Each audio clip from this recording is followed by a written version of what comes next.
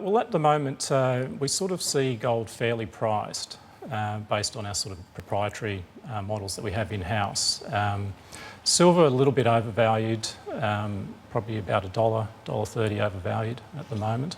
So if gold is fairly priced at the moment, there's no real trade?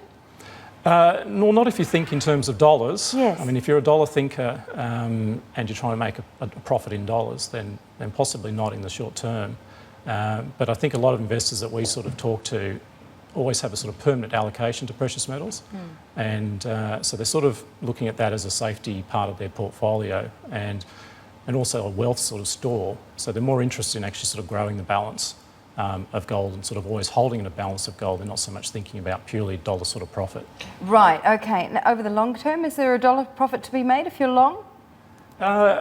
It's possible. I mean, I wouldn't want to call it too. We don't look, out decades and that sort of far. It's a bit hard to read. So we're sort of taking a look at the market on the sort of short term, medium term. I think the fundamentals are strong for it in the long run. I mean, in the end, there's a lot of concern around US dollar and the debt levels, the sustainability of the financial system. I mean, when you're starting to get into interest rates down to zero, you're sort of talking about a return-free risk. You're asking people to take risk with bank deposits and loans, but they're not getting a return on it. So it's a sort of very perverse economic environment where you have to take a risk but you don't get a return. And in some economies, you're getting a negative return, which is even worse.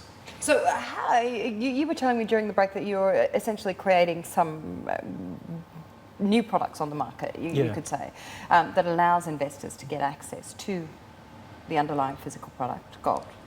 Yeah, so we're trying to change, I suppose, the way people look at gold. I mean, most people think of it in terms of, I'm going to make a dollar profit. Well, that's a sort of speculative view, and we're trying to sort of create a yield on gold, products that can sort of grow your balance of gold. So rather look at it more as something that you would save in and then derive an income in ounces of gold. And we think, particularly in Asia, that will be a very attractive proposition. So how does it work? Well, at the moment we sort of have a fund that trades the gold-silver ratio, which is a little bit more risky, but it is about trying to grow the balance of gold. So, I mean, if you look at just a really simplistic ratio trade on gold, where you would buy gold at 45 ratio of ounces to silver and sell gold and buy silver at a 75 ratio, over the last 30 years you can grow a balance of gold from, I think from 1982 it was about 22 ounces up to 187 ounces.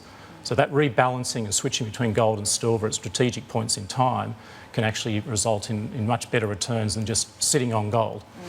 So you have money managers that are doing this for you? No, we run it ourselves in-house based on a sort of own proprietary indicators of what we see as the fundamental demand for gold versus a speculative demand. Because in the market, whenever the price moves, the question is this a permanent move due to fundamentals, or is this just a speculative move? That's right. Yeah. Because speculators, obviously, if you usually trade futures markets, they have leverage. Yeah. So if you have leverage, you can't hold that position for too long. You've got to get out of it. Yeah. So that price moves, if it's driven by speculators, it's going to be temporary. And so we sort of try to look at that and look at the spreads between futures and spot markets and try and discern what's fundamental, a real long-term driver in the price, and what's just speculative that will blow off.